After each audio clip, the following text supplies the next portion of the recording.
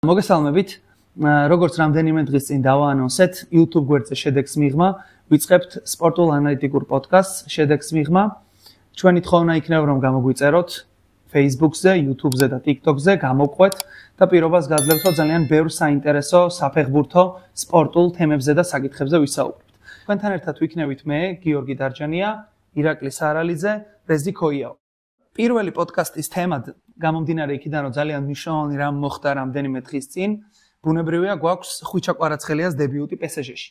მაყურებლისთვის რომ განვმარტო, ძირითად შემთხვევაში ჩვენი სასაუბრო თემები იქნება განვლილ ტურებში ცენტრალური მატჩები. იმიტომ რომ გვაქვს ფუფუნება იმისა, რომ ტოპ ჩემპიონატებში ძალიან ბევრი საინტერესო მატჩია, თუმცა გამომდინარე იქიდან, რომ ეხლა საქართველოს და ქართული ფეხბურთის ისტორიაში ძალიან მნიშვნელოვანი რამ მოხდა, ხვიჩა კვარაცხელია 75 მილიონად გახდა პარი სენ-ჟერმენის ფეხბურთელი. სულ რამდენიმე დღის წინ შაბათს ჰქონდა დებიუტი და დარწმუნებული ვარ რომ უყურეთ.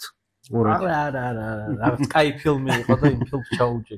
შესაბამისად, PSG რიგებში პირველი მატჩი, რეზი შენთან მინდა გადმოვიდე შეკითხვით, შევაჯამოთ, რამდენიმე სიტყვით ვისაუბროთ, შეიძლება არა კონკრეტულად მატჩზე, არამედ იმაზე თუ როგორ შეაფასებდი კონკრეტულად ხვიჩას დებიუტს. იმიტომ რომ მატჩი დასრულდა ფრედ, გუნდმა ვერ მოიგო, თუმცა დარწმუნებული ვარ, რამდენიმე საინტერესო ტაქტიკური მომენტი დავიჭირეთ. 4. ნუ დებიუტი ისეთი იყო, შედეგიანი უკვე. საგოლე პასით და ეს ფსიქოლოგიურად მნიშვნელოვანია. პოზიცია იყო რაღაც უცნაური. უფრო მარცხენა ნახევარ ფლანგზე თამაშობდა რაც დემბელეს მაგალითად არ აკადრებს ხოლმე ენრიკე ან ბარკოლას, ისინი კაფიოდ ფლანგებზე ყავს. ხო, ენრიკეს არ უყვარს საერთოდ რომ ვინგერი აქ დააყენოს. მაგრამ თვითონ საგოლე ეპიზოდში ფლანგიდან წამოვიდა. ნუ ცენტრისკენ რომ შემოვიდა, დიაგონალურ დრიბლინგს რასაც უძახიან, მესი აკეთებდა ამას საუკეთესოდ რა ფლანგიდან რომ ცენტრისკენ მოაქვს. აზარი აკეთებდა პრაიმში როცა იყო მაგრად. რობენიც. ხო, ეგ დრიბლინგი. აი დემბელი და ბარკოლა ესე არ აკეთებენ, ისინი პირდაპირ მიდიან ვერტიკალური დრიბლინგი აქვს. ამიტომ ეს საინტერესო იყო, რაღაც მრავალფეროვანი იყო, განსხვავებული იყო.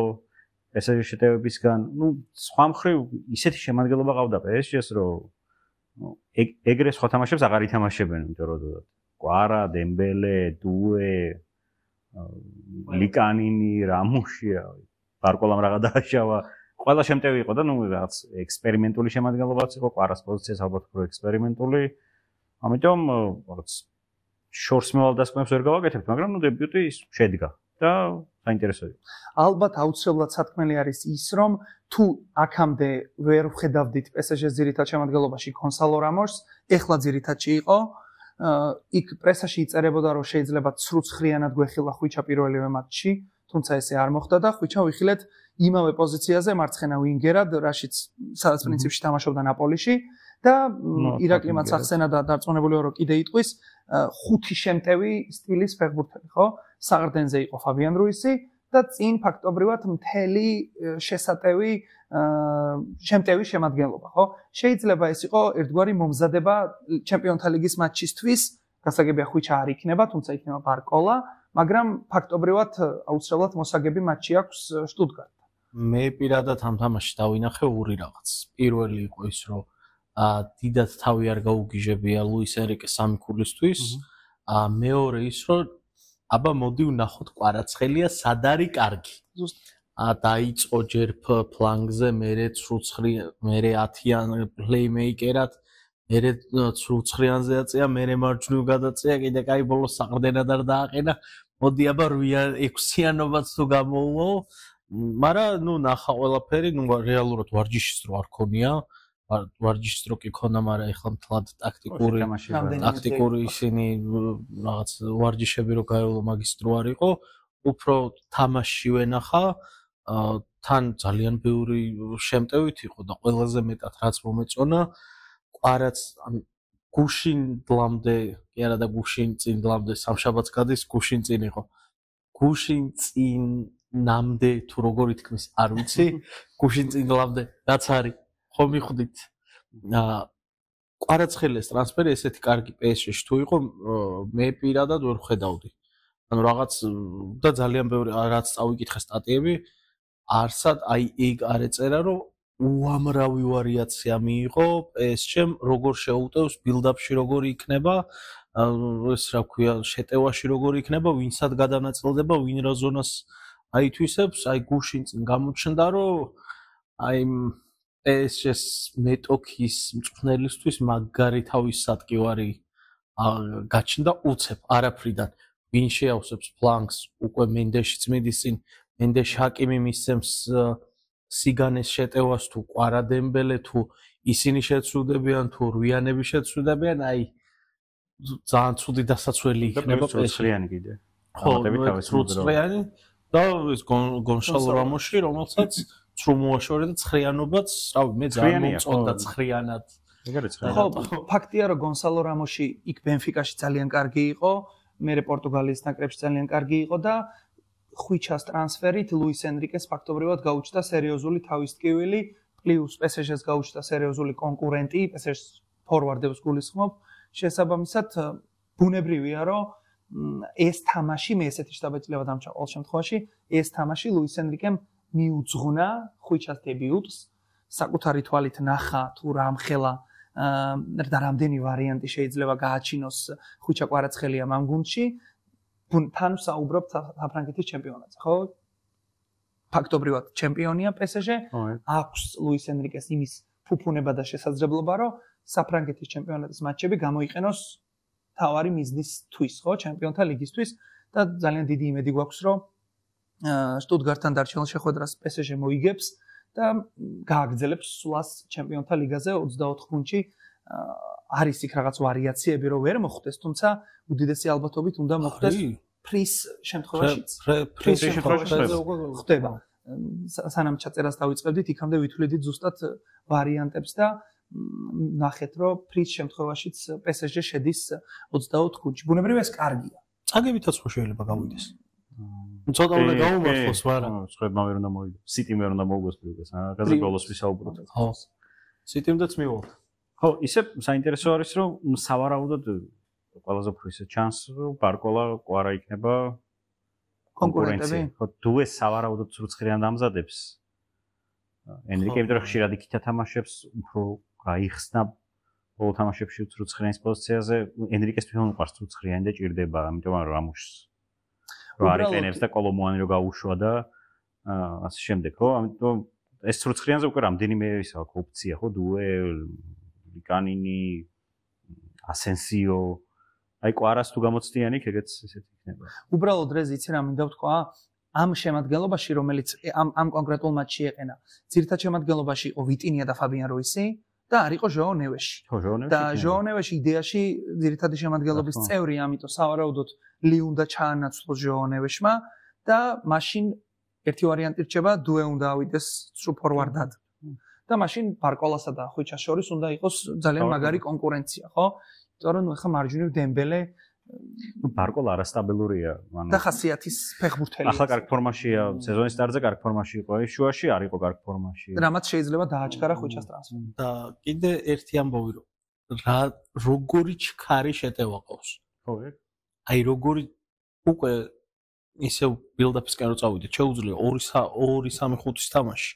3-2-5-ის თამაში და კიდე რავი 2-2-1-5 ან რაღაც აი ძალიან ბევრი ვარიაცია ტაქტიკურად ძალიან ბევრი ვარიანტი აქვს ცენტრში შეიძლება ძალიან მარტივად შეკრას რომბი შეუძლია ხაზება დათამაშოს 2-3 და სამკუთხედების სიმრავლე მანდედან შექმნას ყველაფერი და კონტრშეტევაზე არის ძალიან საშიში თავარია სტერილურობა მოიშორონ რა რაც კონდა ენრიკეს ხო ბოლო პერიოდის ენრიკეს ანუ ესპანეთის ნაკრები მაროკოსთან ესპანეთის ნაკრების ენრიკეს რო აი 80% ბურთის ფლობა და არაფრის მომენტების არ შექმნა ხო აი და PSG-საც ახასიათებს ეგ შანსს კონდა წელსაც კონდა ბევრ თამაში მაგრამ ნუ თუ ამას მოიშორებენ ამ სტერილურობას ტოპ გუნდი ხვიჩა კვარაცხელიაზე კიდევ ძალიან ბევრს ვისაუბრებთ და მადლობა ამ ძალიან საინტერესო განხილვისთვის სანამ შემდეგ თემაზე გადავალთ მინდა განსაკუთრებული მადლობა გადავუხადო იმ ლოკაციას სადაც ახლა ჩვენ ვართ ვიმყოფებით ტერმინალის საერთო სამუშაო სივრცეში და მადლობა ადმინისტრაციას იმისთვის რომ დაგვითმეს სივრცე და გვაქვს იმისა რომ ეს საინტერესო პოდკასტი ჩავწეროთ შემდეგ თემას რაც შეეხება არის ხვიჩა კვარაცხელიას ყოფილი გუნდი ნაპოლი რომელსაც ასევე ცენტრალური მატჩი ჰქონდა იტალიის ტურის ცენტრალური მატჩი იყო ნაპოლი იუვენტუსი და ხوار გინდა რომ დაიწყო ამ კონკრეტულ მატჩზე კი ერთი რაღაც მინდა ვთქვა. არ ვიცი ნაპოლი უფრო უყვართ თუ იუვენტუსი უფრო ეზიზღებათ. აი საკითხავია.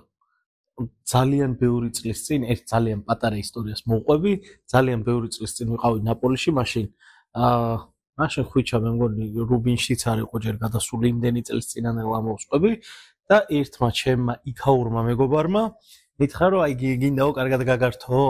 მეთქი რაო მე მიდი. შემიყვანა ერთ-ერთ სპორტულ მაღაზიაში და მაკითხინა გამყიდველისთვის იუვენტუსის მაისური თუ გაქვს. დაახლოებით რომ აღიწეროთ ეს ბაბუა გამყიდველი იყო აი ცოტა დაბალი, გრძელი თეთრი თმა ქონდა ამ კაცს და აი ტიპიური იტალიელი. აი ტიპიური თუ როგორც კი თან სამხრეთ. ვაიმე მაგდენი ცხოვრებას ჩემთვის არავის არ უგინებია. ბოლოს აიღო ეს იუვენტუს მაიკა დააგდო ზის ფეხები შედგა და წაიღო. ანუ ვაყიდით ყიდდა. ნუ აი მაგას თუ გაყიდვაზე ძაღი. კი ყიდდა. ოკეი. ხო და აი ესეთი ხო აი ქუჩაშიც რომ მიდიხარ ფორცა ნაპოლი შეიძლება ეწეროს 4-გან და იუვე უფრო ბევრგან და ესეთ პრინციპულ მატჩში ესეთი მოგება თან კამბექით მოგება ალბათ კონტე წელს რომ ვეღარ გახდეს ჩემპიონი არა უშო საპატიებენ აი რაც არ უნდა მოხდეს სორო იქ ინტერი ჩამოშორდეს ატალანტა ჩამოშორდეს და რაღაცა ლეჩემ ამოკაჩოს და ჩემპიონი გახდეს და მოუგოს ნაპოლის მაინც აპატიებენ ყველაფერს სხვათა შორის ირაკლი პირველი წლის შეხვედრაზე როდესაც 0-0 დამთავრდა იუვენტუსი ნაპოლი და ტურინში იყო ეგ მატჩი ჯერ საჩემპიონო ამბიციები არ ქონდა ნაპოლის იმიტომ რომ ცუდად დაიწყო საკმაოდ კონტემ გეხსომებათ და როდესაც ტურინში ხვიჩა და ლუკაკუ გაიყვანა კონტემ ძალიან აგრესიულად შეხვდნენ ნაპოლის გულშემატკივრები იმიტომ რომ მერე პრესაში იწერებოდა რომ ჩვენთვის გაცილებით დიდი მნიშვნელობა აქვს იუვენტუსთან მატჩს ვიდრე შეიძლება ეს იყოს საჩემპიონო ამბიციები მით უმეტეს როდესაც იმ პერიოდში ნაპოლის არ ჰქონდა თან ჩემპიონი მე ხალხო გახსნა ხო იმდენი 95 წელი ლოდინი შეუძლია კონკრეტულად მატჩზე რამდენიმე სიტყვას ვიტყვი რეზი შენის ნებართვით სანამ შენთან გადმოვალ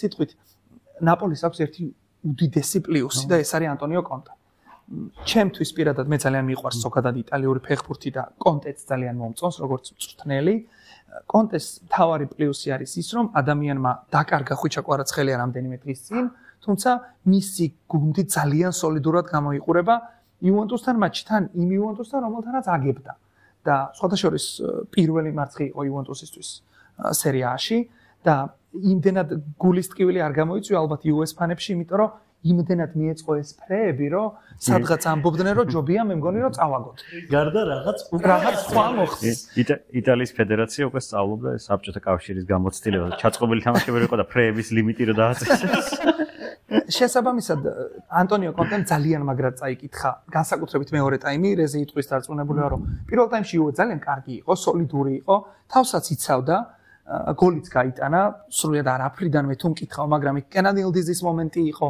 კიდე რამდენიმე კარგი კონტრშეტევა ჰქონდა იუვენტუს და მოიგო რა ტაიმი მოიგო იქ რანდალ კოლომუანის სადებიუტო გოლი ვნახეთ იუვენტუსმა მოიგო ტაიმი და ბრიუგესთან ისე ცუდად ითამაშეს რომ მე პირადად ვფიქრობდი რომ შეიძლება ეს მატჩი რაღაც გარდამტეხი იყოს და მოიგონ თქო თუმცა მეორე ტაიმში ანტონიო კონტემ წაიკითხა თამაში ძალიან ბევრი პატარა მინუსი უპოვა იუვენტუს საჯარიმოში ჩაწოდებებს გულისხმობ პირველ რიგში ვესტონ მაკკენი და კამბიასო რომლებიც თავზე ბუნებრივია საუკეთესოები არ არიან დაცვაში ბევრი ჩაწოდების შედეგად ზამბოანგისა და მაკტომინეი შედიოდნენ საჯარიმოში ძალიან აქტიურად და ამან პრინციპში მოიტანა გამათანაბრებელი გოლი და როდესაც გამათანაბრებელზე მიდგა იქ უკვე ნაპოლი იუვენტუსთან უკან არ დაიხევდა ძალიან კარგად ვიცოდით რეზი ხო აი ნაპოლის ამ საჩემპიონო ბოლოში აქვს ერთი თავარი უპირატესობა აქვს სხვებთან იანვარში ნაპოლი მითამაშა 4 თამაში იუვენტუსმა ითამაშა 7 ანუ კვირაში ერთკვირიანი ციკლი როცა აქვს აღდგენას ასწრებენ თავისუფლად აი გრაფიკებითაც ვაჩვენებთ პირველ ტაიმში იუვენტუს მართლა ჯობდა სადღაც ირაკლი ამოანათებს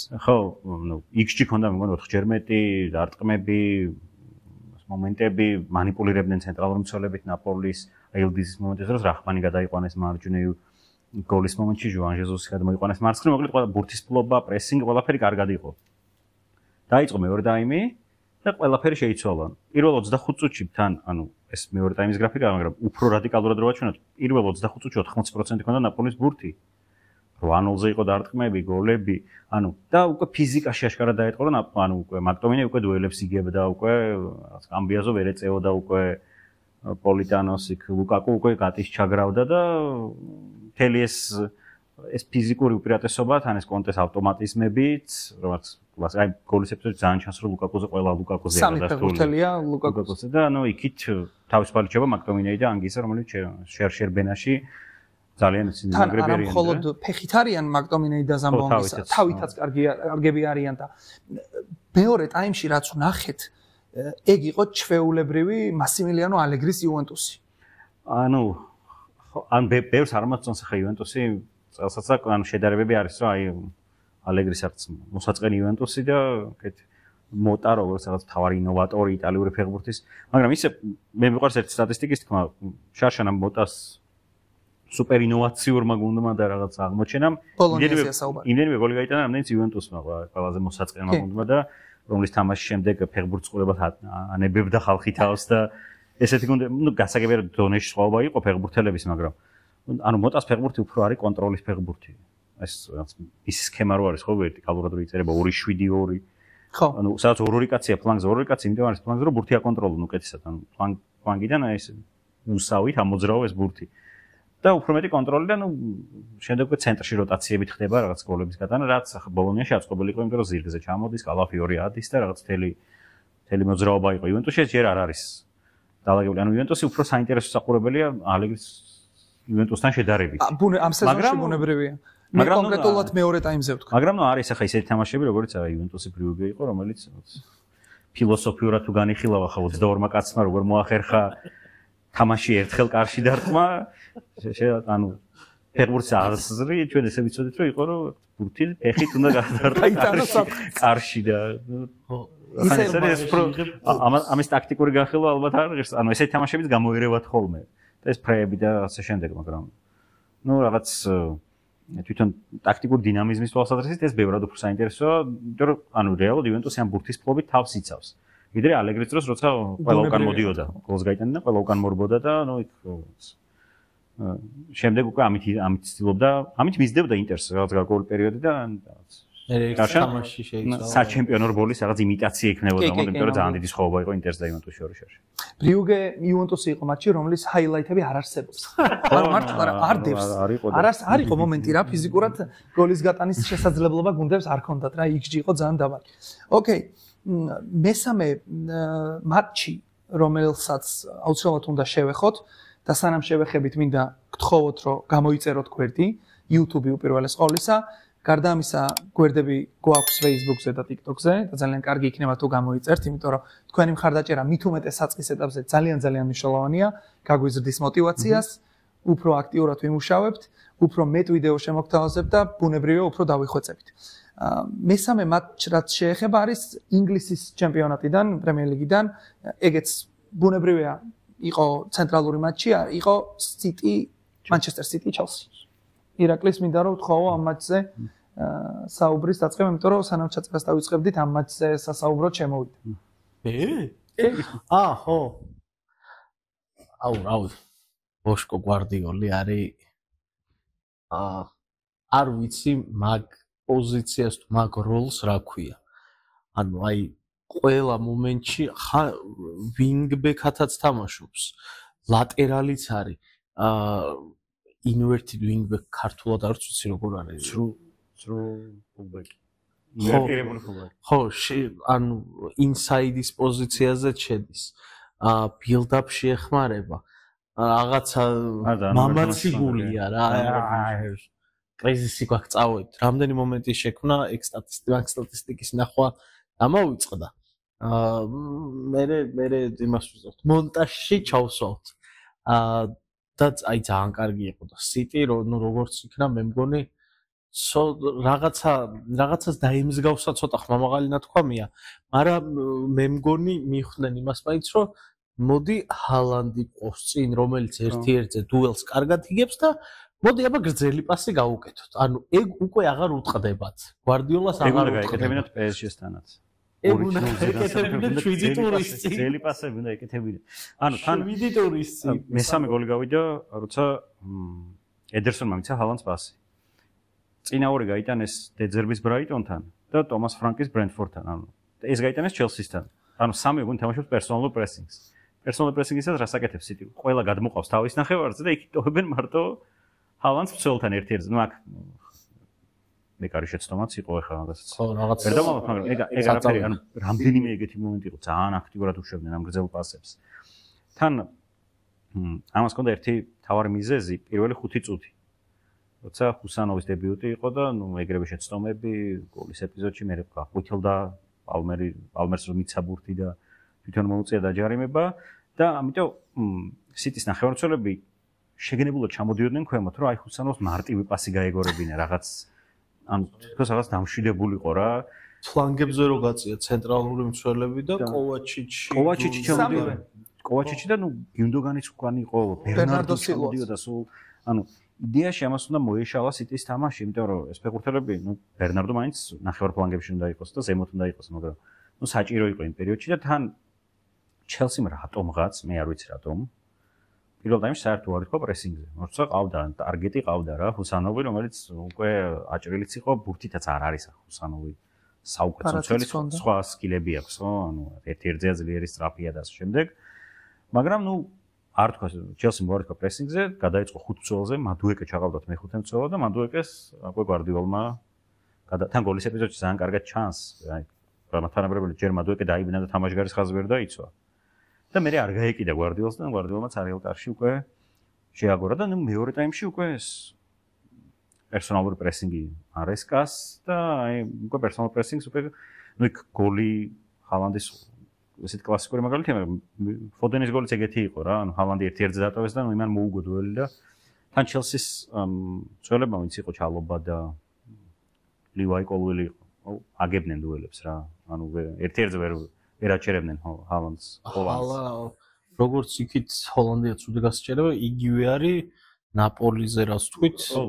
ლუკაკო ორი შაკილონილი ხო, აი ჩვეულებრივი შაკილონილია.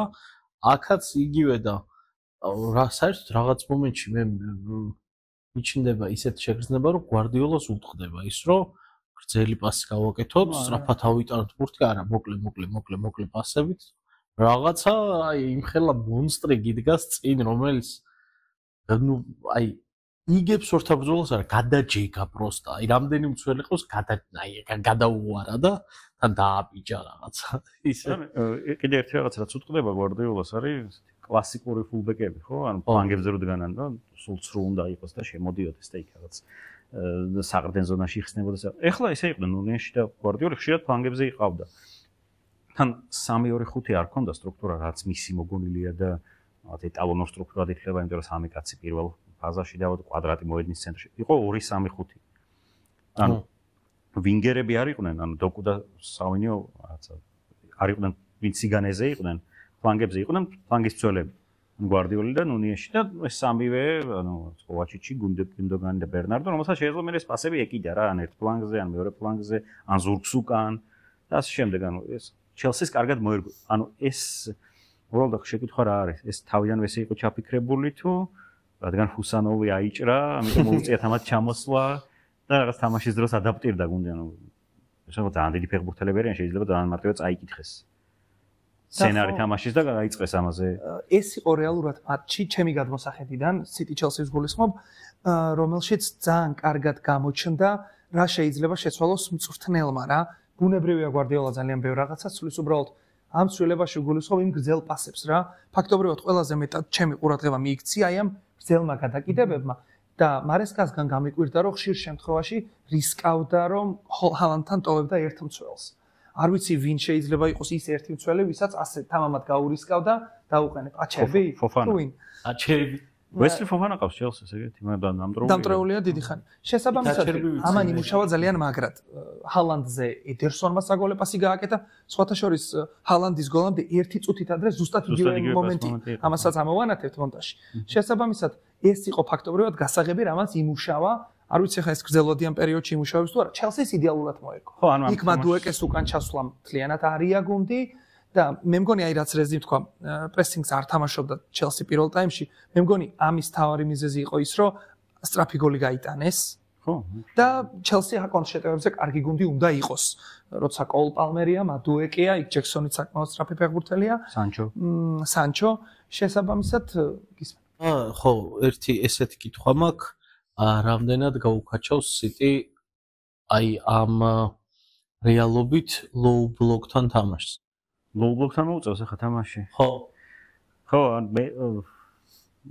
ან ბრიუგესთან თამაშში ხო ახლა ყველა ელოდება რომ აი მithmetes იუვენტუსთან თამაშის გამოცდილებაა ხო აი ერთხელ დაარტყმევინის კარში იუვენტუსს მაგრამ ნუ მე მგონია რომ ბრიუგეს ძალიან გაუჭირდება მაინც იმიტომ რომ სახლის თამაში სუპერ მოტივირებული სიტი თან ცოტა ხასიათზე მოსული თან იცი რა არის აი ბრიუგეს მე მგონი ძალიან ბევრი გაუმართლა ამ ჩემპიონთა ლიგაზე ჯერ კალენდარში გაუმართლა და მე გაგახსენეთ ცელტიკთან როგორ გოლი გავაიტანეს ცელმარ კარებში გააგორა ბურთი მე კარო სადღაც იდგა და შეგორდა და ასტონ ვილასთან თამაში მინგს ვარ ხელში იყო ბურთი და პენალტი დადეს ანუ 4 გოლი აიღო ბრიუგემ იმ თამაშებში ანუ ეგეთი იღბალი ანუ მე მგონი ამოწურეს უკვე იღბლის ანუ კი შეიძლება არა ფეხბურთია ერთი თამაშია რაღაც შეიძლება პირველივე კონჩეტევაზე რაც ბრიუგემ შეაგდოს გოლი და სიტი და პანიკდეს აჩქარდეს და კატასტროფაში გადავარდეს უკვე არ არის ეგეც გამორიცხული მაგრამ ნუ დაბალი ალბათობა 5% ალბათ ამის ხო ამ ხრივ წეს თუ მოიგოს თან რეზ ერთი თემაც ხო ბრიუგეს აქვს 11 ქულა რომ წააგოს ტრაგედია არ არის აქვს შანსი რომ 24 გუნდში კვალიფიცირდეს შესაბამისად მოტივირებული გვარდიოლას გუნდთან და სტუმრად ახლა მანჩესტერში რომ წააგოს მით უმეტეს ვერ ვიტყვით რომ ბრიუგემ მოტივაციაა თუმცა წაგების შემთხვევაშიც რომ გადიხარ ასე ვთქვა შემდეგ ეტაპზე მე ვფიქრობ რომ ბრიუგესთვის ყოველ შემთხვევაში აქამდე ძალიან კარგი დაჯდარა შედეგი რა ლიგაზე რომ რაღაც შეიძლება შეუქმნას კი ტოპ გუნდს პრობლემა კი მაგრამ მაინც მინდა რომ თუ შეიძლება მერვედ ფინალში იყურა სიტიც იყოს PSG-ც იყოს ეგეთი დიდი ხანი არ ყოფილა რა სულ რაღაც ჩემპიონთა ლიგაზე ისე ნაწილდება ხოლმე განსაკუთრებით მეოთხედ ფინალის მერე მეოთხედ ფინალში რომ ერთ მხარეს არის რეალი ლივერპული სიტი ის და აქეთ ბენფიკასთან შანსი რომ ფინალში გავიდეს და რაღაცა დორტმუნდი მიიწვება და ცოტა აი დიდი აფიშის თამაშები ცალხარეს არის იდეაში ფორმატ ანუ ახალი ფორმატის მიმართ თავარი შიში ის იყო რომ ნუ 8 თამაში აქვს სათამაშო და ყველა პონჩი გავლენ რა ტოპ გუნდები მაგრამ გამოჩნდა რომ არ არის ეგრე ანუ არ ყოფილა ეგრე მარტივად რომ ყველა გავა სიტი მე 4 ტურამდე ხო პირველზე იყო საერთოდ ეხლა რეალი იყო მეოთხე ტურის მერე იქ და გააკეთეს ნუ რაღაც სამართლობის განცდას მაინც ტოვებს იმიტომ რომ PSG-ს რაღაც კატასტროფა ისხავდა ეტოკეები რაც ბრესტ შედარებით მარტივები ჯერჯერობით მომწონს რას თქო ჯერ ალბათ პრო ეჩვევი მაგრამ ნუ დიდ პრობლემებს არ მიქმნის რაღაც ახალი ფორმატი მაგრამ რაღაც ის წინე მუშაობდა და კარგი იყო მე მომწონდა წინე თან ჩემპიონთა ლიგა ეს ფორმატი იყო რაღაც ბოლო პერიოდში რომ დამკვიდრდა იმიტომ რომ მანამ ძალიან ხშირად იცვლებოდა ჩემპიონთა ლიგის ფორმატი თუ გახსოვთ ერთი პერიოდი ორი ჯგუფური ეტაპი იყო ერთ შემორჩებოდა მეორე იწყებოდა და რაღაც ეს თითქოს კარგად დაწყობილი ფორმატი იყო და მე ვერ ხედავდი რაღაც ცვლილების საჭიროებას მაგრამ მე არ მინდა რომ ჩემპიონთა ლიგაზე ეხლა ბევრი ვილაპარაკოთ იმიტომ რომ ამ კვირაში გვაქვს ბოლო ტური მერვე მატჩები თამაშობენ შესაბამისად იქეთ სამშაბათს როდესაც დავდებთ შემდეგ გადაცემაში ფაქტობრივად ნახევარ გადაცემას მივუძღვნით ჩემპიონთა ლიგას ფორმატზეც ვისაუბრებთ იმიტომ რომ ძალიან მნიშვნელოვანია თქვენი აზრი ბუნებრივია უკვე გვეცოდინება რომელი გუნდები კვალიფიცირდნენ რომლები წავიდნენ სახში იმიტომ რომ აქ თუ 24-ში ვერ შედიხარ მართლა სახში მიდიხარ ვერც ევროპის ლიგაზე გადადიხარ და ვერც ვერცად შესაბამისად ჩემპიონთა ლიგაზე მოკლედ აქ მოვრჩეთ ერთი off topic თემა მინდა სასაუბროდ შემოგიგდოთ ასე ვთქვათ რა და დაუძიზგნოთ ერთმანეთს არა ერთმანეთს დაძიზგნო პრინციპში არ იქნება საჭირო გამოვტო ესეც დაუძიზგნო მე შემოვაგდება ამ თემას და ვნახოთ როგორ წავა ისევ იგივე თემაზე დაგტოვებთ შორს არ წაგიყვანთ ისევ მანჩესტერში ვართ მანჩესტერ სიტის კრიზისზე მინდა რომ ვისაუბროთ რა იმიტომ რომ მე მგონი ამაზე შევთანხმდებით მარტივად რომ იმ რამდენიმე მატჩიანი კრიზისით გვარდიოლა არ არის საჩემპიონო ბრძოლაში. სიტი არ არის საჩემპიონო ბრძოლაში პრემიერ ლიგაში. ხო ეგრეა. შესაბამისად, რომელსაც გსურთ, დაიწყეთ. ცოლს გაშორდათ. ხო, ანუ მარტივია. ვინ იყო მთავარი ტაქტიკოსი თურმე? ანუ მარტივია. ნუ იქით კარგი, თავი დავანებოთ იმას, რომ სოფლიოს საუკეთესო ფეხბურთელი ბოლო მონაცემებით, ბოლო ოქროს ბურთის მფლობელი გამოვაკლდა. ანუ როდრი არის, ანუ რაც საქართველოს ნაკრებისთვის არის კიდე, იგივეა როდრი სიტისთვის. ძალიან დიდი ფიგურაა. ადამიანი, რომელიც იწყებს პრესინგს, ადამიანი, რომელიც აკეთებს პირველ პასს. ეგ გამოვაკლდა. გვარდიოლას მთელი ფილოსოფია არის აწყობილი პრესინგზე და პასებზე. ეგ ჰოპლა. როცა არ იყო ხოლმე როდრი, რაღაცა აი მეორე მსგავსი იყო სტოუნს, რომელიც ჰალანდი როც რუცხრიანზე არ ჩამოსულიყო და ზევით ასულიყო, რა ვქნა და ქვევიდან აწია ეს ზევით. ეგეც არ არის. რამდენი მოთამაშე აკლია. ეს პრობლემა არის. კარგი გვარდიოლა ეს წარმომიდგენია, შეიძლება ძალიან ვცდები, მაგრამ ესე წარმომიდგენია, რომ აი გვარდიოლა დაჯდა, რომ კარგი როდრი აღარ მყავს, ის აღარ მყავს, ეს აღარ მყავს, რა ვქნა? და ანდროს ცოლი შემოუტრიალდა და უთხრა რომ გშორდებიო. და აი ამის დედაც ვატირე როდრი გამოვაკლდა, დებრუინი გამოვაკლდა და ცოლი და აი რა დავაშავეო, აი ეგ კითხვა დასო ჩავარ დეპრესია, აღარ ფიქრობს, რაღაცა დალევა დაიწყო, გალოცდა და მაგ თავი იმას ხრა? ხო. ანუ აი ნუ მეწოდება რა, აი მართლა მეწოდება, აი მართლა დააშავა მაგ კაცმა ეგეთი, რომ აი ეს ყველაფერი ერთად დაატყდა თავზე. ანუ სულთა სათამაშო კუთხით თავარი პრობლემა, კრიზისის თავარი მიზეზი არის და ორივე უკავშირდება როდრის, ხო? ანუ სიტის არ აქვს რეჟიმი, რომელშიც უბურთოდ ითამაშებს კარგად. სიტის პრესინგი იყო ტოპ, იდეალური, ელიტური, ერთ-ერთი საუკეთესო, მერე მოვიდა ჰოლანდი, ანუ პრესინგი დარჩა ტოპ, ოღონდ ზომიერი გახდა. ანუ მაშინ ჩავრთავთ, როცა გჭირდება, არა სულ. თორემ ჰოლანდი არ არის ახლა ყველაზე ესეთი პრესინგ გაბი ჟეზუსი არ არის რა, ვინც მანამდე იყო, ანუ სხვა ვინმე რუცხრიანად ვიცეყენ. და პლუს როდრი, რომელიც ამ პრესინგს აწვება უკუნიდან და კეტავს და რაღაც ანუ პლუს დაბერებული შემადგენლობა. და ესეც გამოჩნდა რა. ეს შეიძლება მე მგონი გაექცათ, მაგრამ თითქოს არ ჩანდა ეს კრიზისი, იმიტომ რომ რა ვიცი. გიუნდოგანი შარშან ბარსაში საუკეთესო იყო. ვოკერი შარშან ვინისიუს ანადგურებდა ერთ-ერთზე, მაგრამ წელს უკვე ეტყობათ. დებრუინის ტრამვები, ანუ ტოპ ან კლასიკურ ტოპებში სიტის ყველაზე ასაკოვანი შემადგენლობა ყავს და უკვე პრესინგზე ისე ვერ მიდიან. მე ვთვლი რომ როდრი რომ იყოს, უფრო წავიდოდნენ, იმიტომ რომ იმედი ექნებოდათ რომ უკანის დააზღვევდა. ისე ვოლკერსაც ცოლთან პრობლემა. ხო, ვოლკერს ტრამვები ქონდა, ოღონდ ისეთი. სულიერი. და ამ ასაკობრივ ზრდასთან ერთად ხო არ არის мотиваციის პრობლემაც რა. ამ გუნდმა რეალურად ძალიან რთულ ამოცანას გაართვა თავი, რამდენი პრემიერლიგა მოიგო ზედიზედ და როდრის ტრამვას ხო არ დაემატა ის რომ წელს ვერაფერს ვერ მოვიგებთ და ცოტა ძალიან მოკლედ ვთქვა. ჩემი აზრით, ბევრ მილიონს რომ მიხდიდნენ იმაში, რომ პრემიერლიგა მოვიგო ან რაღაცა მოვიგო, мотиваციის პრობლემა არ ვექნებოდა რა, აი შანსი არა. ანუ ბევრ მილიონს ისედაც ხო იღებდა, კი პლუს კიდე ბევრი მილიონი, აი სულ მოტივირებული იქნებიან. პლუს აი სტოუნსზე რომ თქვი მაგასაც, ანუ ერთი რომ პრესინგით ვერ იცავს იტი უკვე თავს. აი PSG-სთან გამოსა რომ საერთოდ ვერ იყენებდნენ პრესინგს. ანუ აღარც ცდილობდნენ. ანუ დაბალ ბლოკშიც ვეღარ იცავენ თავს, იმიტომ რომ ხოსულ მიდიოდა რომ აი გამდენ სიხტის ციტი მცველებში და აი თავდაცვის ბიუჯეტს აღემატება საქართველოს და რაღაცეები, ხო? ყველა დამტრეული. თან სტაბილურად. ანუ გვარდიოლა ხო რა შევოდა, ანუ თუ ყავდა ყველა, ან ტრებლის სეზონის მერე უკვე იცოდით რომ 4 ცენტრალური მცველი იწყებს და მერე გვარდიოლა უყურებს მოწინააღმდეგეს რომ აბა რომელი ფლანგიდან გვიტევენ. თუ თქვა ახაც რეალია და ვინისიუსი და PSG და მბაპე და ეგეთი იყო, ვოკერს აყენებდა. იყო თამაშები, როცა სტოუნსი და სტოუნსი ადის ზემოთ, ხო? და როდის იყო ბოლოს რომ ნახეთ უკვე ხანი არ არის. თუ რამე აკეა მარცხენა ფლანგზე და გადმოდის აკე, იქ აკანჯი იყო მახსოვს ბაიერნთან 3-0 მომიგეს, აკანჯი იდგა საერთო მარჯვენა ფლანგზე. ანუ ყველა ყავს და მე უკვე მანიპულირებს რა, ტაქტიკური ინსტრუმენტია ეს მცველები მისი რა, როგორ დააყენოს. ეხა იყო რომ აი ვინც ცოცხალია და ფეხზე დგას ის იდგეს რა, ანუ ვოკერი იმიტომ იდგა რომ მართლა საშინაო თამაშობდა, მაგრამ იმიტომ იდგა რომ სხვა არ იდგა, სხვა არ იყო, სხვა არ შეეძლო დგომა.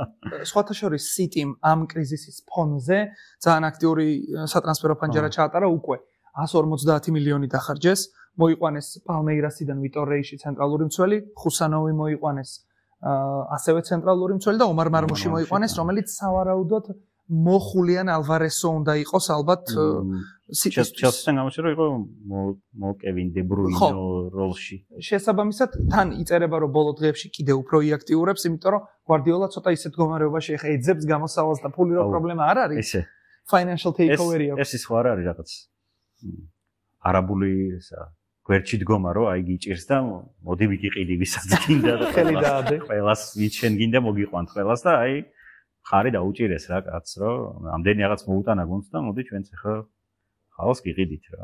თვლით რომ City-ს კრიზისი დაძლეულია? არა საერთოდ. და რა გზა შეიძლება იყოს კრიზისის დასაძლევად კიდე? ნუ კრიზისი რატო სად ჩანს რომ არ არის დაძლეული? ეს თამაშები რომ მოიგო City-მ რაღაც აი PSG-მდე თამაშები. ეს იყო უბრალოდ აი ვინმეც გაიტანს ისეთი თამაშები რა და ნუ ჰოლანდმა დაიწყო გატანა ვიღაცებმა და City-მ კლასი მოიგო. ლესტერთან ჰქონდა თამაში რომელიც ყველა თამაშს აგებდა. აგერ ტოტენჰემს მოუგო მანამდე ყველა ზაგებული ჰქონდა. City იგებდა 1-0-ს და ბურთი ფლობა ჰქონდა 47%. ანუ ლესტერმა გამოართვა ბურთი და უტევდა. ანუ როცა კლასიკურ შემთხვევაში City-ს ექნებოდა ეს ბურთი 85% და ლესტერი ნუ აირბენდა რა და ანუ City ვერ აკონტროლებს თამაშებს, ანუ კონტროლი და კარგულებს და ნუ ის ეს ყველაფერი კარგად გამოჩნდა PSG-სთან, როცა ნუ ის 2-0-იც ისეთ შემთხვევით იყო, ანუ კამბექი ჩანდა რომ ანუ PSG ჯობდა რა. ისე მე ისეთი შეგრძნება მქონდა რომ ცენტრალური მცველები გასაგებია რომ შეიძლება სჭირდებოდა, მაგრამ ნახევარმცველი საჭიროებას უფრო ხედავდი რა და ველოდი რომ ვინმეს დაიმატებდა. თუ ვის, ეგ არის, ანუ ბაზარზე ეგრე არ არის ხე ეგეთი საყრდენი. ეგ არის უბრალოდ. ჩემ მოყავს საყრდენი და იცი რომ ნახევარწელიწადში ეს საყრდენი დაждდება სკამზე, იმიტომ რომ როდრი დაბრუნდება და ნუ როდრის მაგრამ გუნდოგანი და კოვაჩიჩი ეგენი არ არიან არც ერთი არასაყრდენი, რა ნომერია ორი. არა, იმას ვამბობ რომ როდრი დაბრუნდება, მაგრამ ის ახალ შენაძენი ხა ხო ვიღაც დაბალი დონის არ იქნება. შეიძლება ის როდრის შეუწყვილდეს რა. ანუ ახლა ორი საყრდენი გვარდიოლა. City-ს კრიზისის დაძლევა, იმიტომ ვახსენე, ცოტა უცნაურ რაღაცას ვამბობ, მაგრამ ბოლო თამაში არ წაუგია City-ს პრემიერ ლიგაში რა. ამ სეზონში ისე მიგვაჩვია წაგებებს, რომ ნუ არ წაუგია, მეოთხე ადგილზეა ჩემპიონთა ლიგისთვის იბრძვის შესაბამისად. ნახოთ, ძალიან საინტერესო მოვლენები გველის მოკლედ წინ რა. ეს არის და ეს თუ რაღაც როდრი როდის ბრუნდება? აუ, შეიძლება სეზონს გამოტოვებს. რა ვიცი, ამოვნენოთ, შეიძლება დააჩქაროს და სეზონის ბოლოს მოუსწროს. ნუ მომავალი წლიდან იქნება. როდრი ისეთი მონსტრია, რომ უფრო ადრე უნდა დაბრუნდეს რა. აი, როდრი არის ჩემ მეგობართან ვლაპარაკობდი ზუსტად ამას. აი, როდრი აიღე ნებისმიერ გუნდში ჩასვი და ის გუნდი არის ლიგის მოგების ფავორიტი. ელიტი არის, ანუ ტოპ ძალიან ტოპია. ტირ 1 რაღაც უმაღლესი დონე რა. ხო, ნებისმიერ გუნდში რომ როდრი არის საუკეთესო ფეხბურთელი მსოფლიოს და ალაიქოს და გამოგვიწერს. ვინც არ თulit ეგრე თქვენს გამოგვიწერეთ. მადლობა ძალიან დიდი. საკმაოდ საინტერესო პირველი ეპიზოდი გამოვიდა ჩემი მოგზალებული აზრით. ერთმანეთს შევხვდებით ზუსტად ერთ კვირაში, სამშაბათს, ვისაუბრებთ ჩემპიონთა ლიგაზე, ვისაუბრებთ საინტერესო მატჩებზე და მადლობა ვინც გვიყურეთ, ვინც გააზიარეთ ეს ვიდეო, ვინც გამოგვიწერეთ და შევხვდებით აუცილებლად. ნახვამდის.